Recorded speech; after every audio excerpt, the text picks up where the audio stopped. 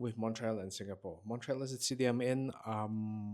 I am not going to cover Toronto and Vancouver in depth, but yeah, let's get into it. So the big difference if you come to Canada to any of these cities, even if it's Montreal, is that the metro network is smaller.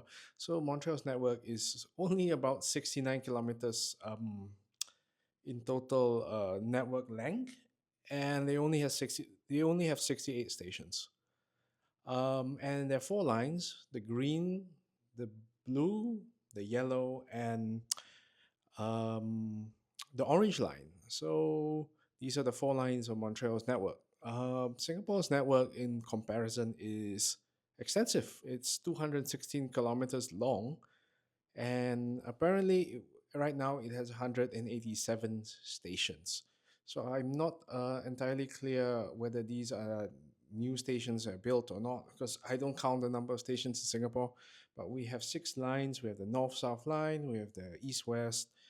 Uh, we have the northeast line, circle line, um, downtown line, and I think the Thompson East Coast line is the most recent one in operation.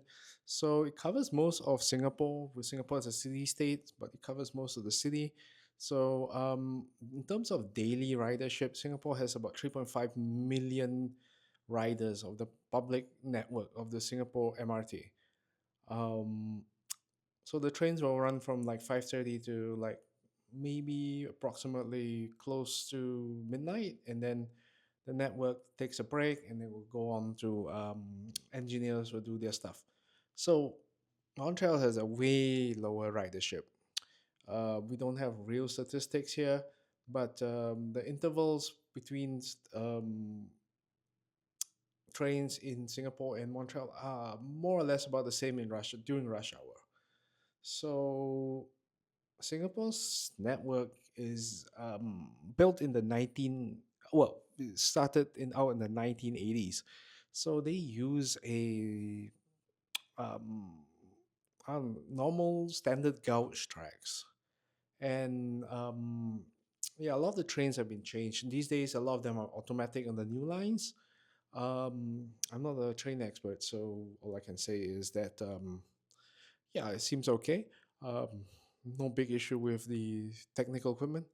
Montreal's metro is based on Paris. It uses rubber tire trains, which kind of good and high performance, and it works well for Montreal's weather. Um, Also, their stations are also a little pretty cool, although they are a bit old and crumbling. So Montreal's network is actually built in the 1960s to the 1980s. So their network has been operating longer than Singapore's. So I guess we get to train fares. So train fares probably cheaper in Singapore. So Singapore's public transport network does a distance pricing, and we have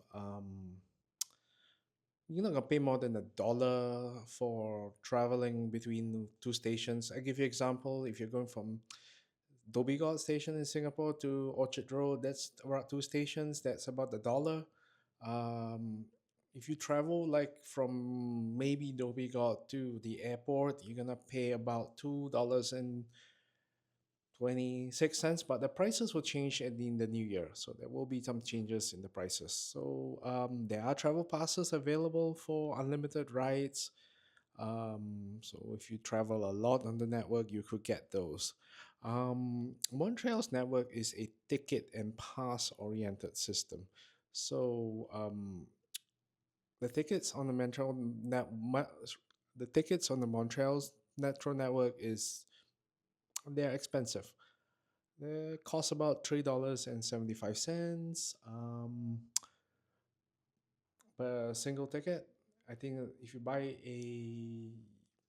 in pairs or in a set, you can buy in a set of four or two or four or 10, and it will cost you less. But if you travel a lot every day or every week, you probably want to end up getting a pass.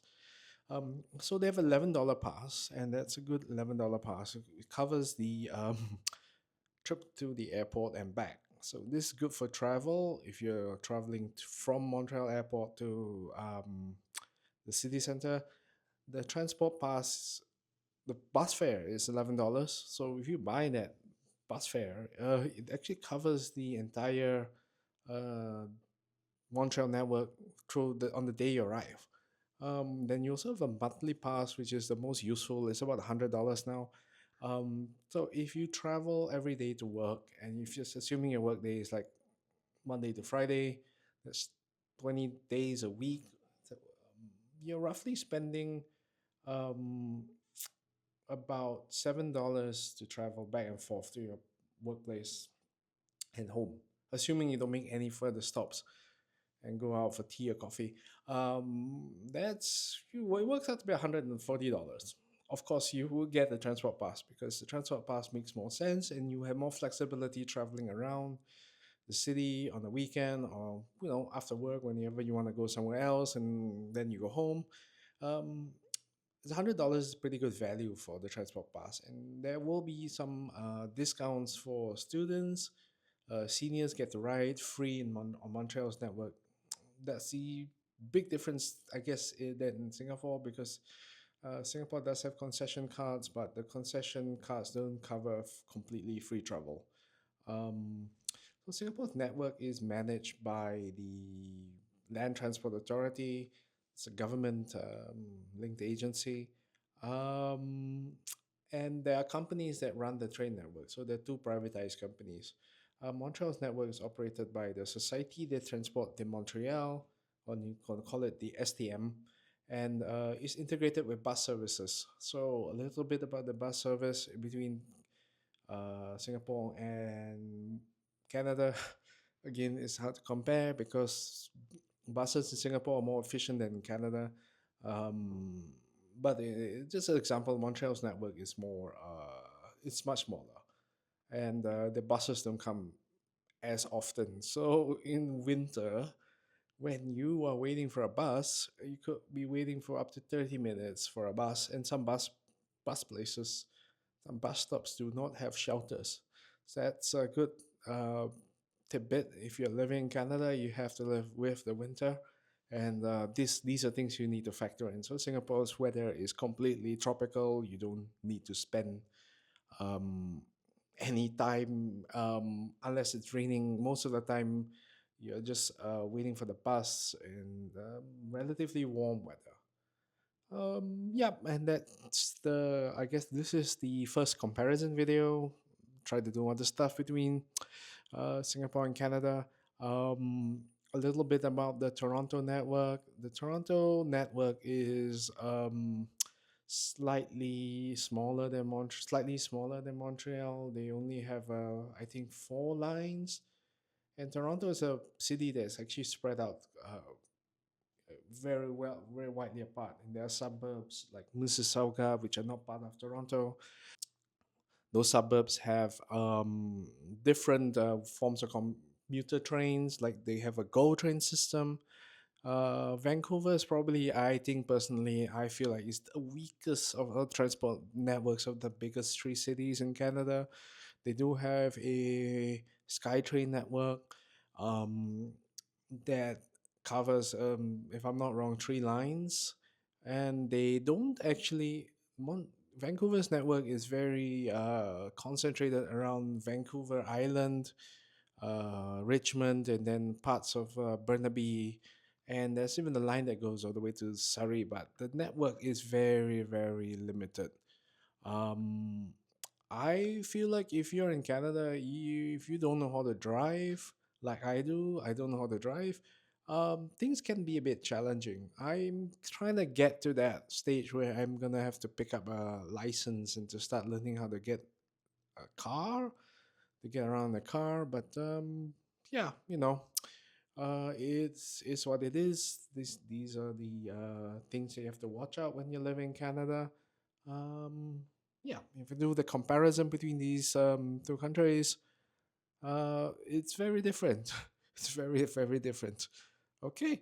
Um, and that's all I have to say for today. And we'll see you in the next